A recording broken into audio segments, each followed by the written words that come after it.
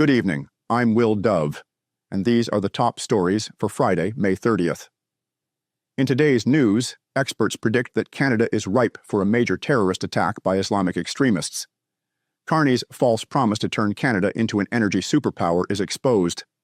And an interview with R.B. Ham, who has received $47,000 in fines for standing up for our rights.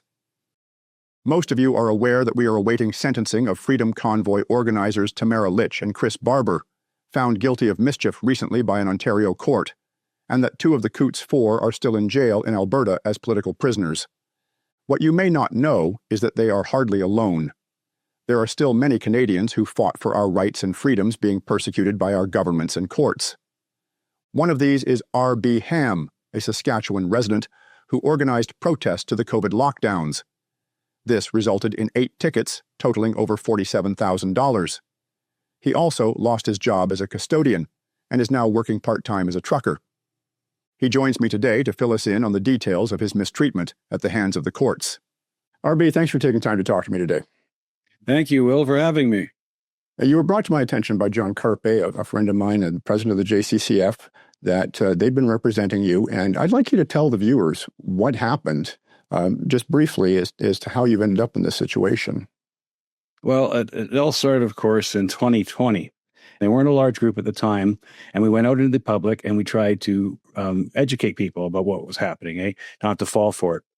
So we had signs like, your immune system is not a conspiracy theory, take your mask off and hug your loved ones. And even though the mandates and restrictions hadn't come in Saskatchewan yet, I knew they were, because they were rolling them out in other places, especially on the eastern seaboard of Canada. And by the time I got to Saskatchewan in October and November, when they decided to implement the mandates, that's when we really got active. And that's when we had our biggest turnout and support, because people started understanding it. So I got my first ticket in December of 2020.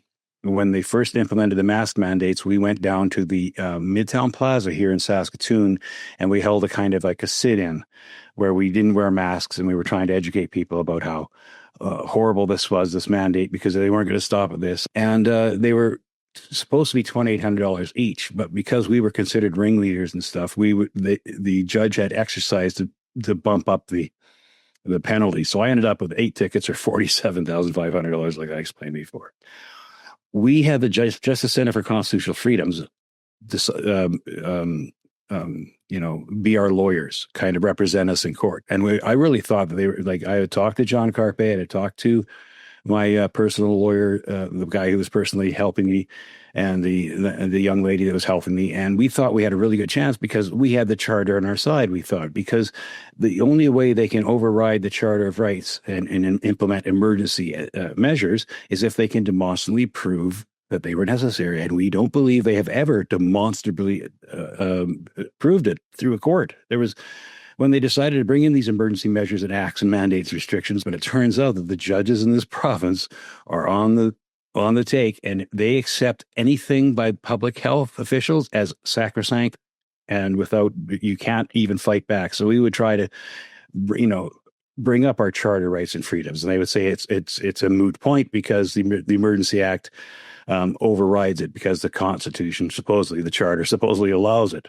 But again, they didn't demonstrably prove it. They didn't allow any countervailing evidence. We couldn't bring any evidence from the Great Barrington Declaration and J. Bhattacharya and Martin Kulldorff, or here in Canada, we famously had Charles Hoff and Dr. Mark Trotsky and Dr. Alexander, many, many, many people standing up trying to fight these things, and they were all shut down, and they lost their livelihoods for standing up and trying to do the right thing. So we ended up getting convicted for these things, no matter what we tried. Here in Saskatchewan, the whole freedom community just went back to sleep and said, oh, good, it's all over, we won. No, it's not, because we're still being persecuted for this. They got to keep us as examples of the program. So what I'm saying is they're not over with this, because who knows what's next? Because Mark Carney, who is now our prime minister, has famously said he wants to use the Emergency Use Act, Authorization Act, to bring about his program for climate change, his climate change agenda, his net zero agenda. And they have the power now, with the way the courts are set up, with the charter, with the massive hole in the charter, that he can say with a stroke of the pen, there is now an emergency. We are now in a climate change emergency, and now your travel is going to be restricted, and all these other implementations they've been talking about for years, because they have the power, because we have not successfully had a constitutional coming to Jesus moment that we have to do something, because there's a huge problem with our Charter of Rights and Freedoms. If they can take away our Charter of Rights and Freedoms at the stroke of a pen and not have to demonstrably prove that they can do it, then we're in deep trouble, because they can get away with anything. Now, you made reference to a number of cases that you know of right there in Saskatchewan, people who dropped dead from these shots. Yeah. None of that made any difference to the courts. In fact, they weren't even willing to listen to those arguments. That's true. So now you've $47,500 in fines. I think right now you've got $10,000 that's immediately owed. Is that correct? Yeah, even more than around 10,500 immediately owed. The first one that got paid off this last year through my income tax, because they clawed back my income tax return, and the first $3,500 ticket was paid off through my income tax. And they have sent the CRA, the Commercial Credit Adjusters of Canada, have sent me letters and sent me voicemails saying, you owe this, you owe that. I'm corresponding with them. I'm not contracting with them. They've been threatening to take away my driver's license, which is bad, because I am now a truck driver. I had to go back to truck driving after I lost my job as a public school custodian for speaking out against these mandates and restrictions. The union did not back me up. They threw me under the bus, because the union just loved this, because they had to stay at home and got paid for it. Yes, they will. Now, you probably weren't making a whole heck of a lot of money as a caretaker. I doubt you're making much more as a trucker. No. $47,000 in fines. I mean, that's just not something that you can pay. So you have a crowdfunding. Yes, I do.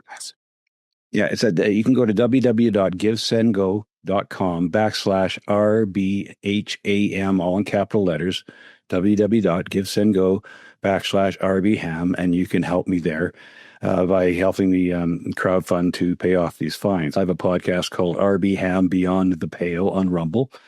Just search that, and you can help me by subscribing to that and watching my shows. I cover all these subjects and more, what's going on, because I believe that we are in a race between the Great Reset, Klaus Schwab's Great Reset, the World Economic Forum agenda of trying to basically, take away all our rights and freedoms and movements and turn us into serfs. You'll find a link below this report to RB's Gives and Go page if you want to help him out with his fines. I'm Will Dove, and those are the top stories for today, Friday, May 30th.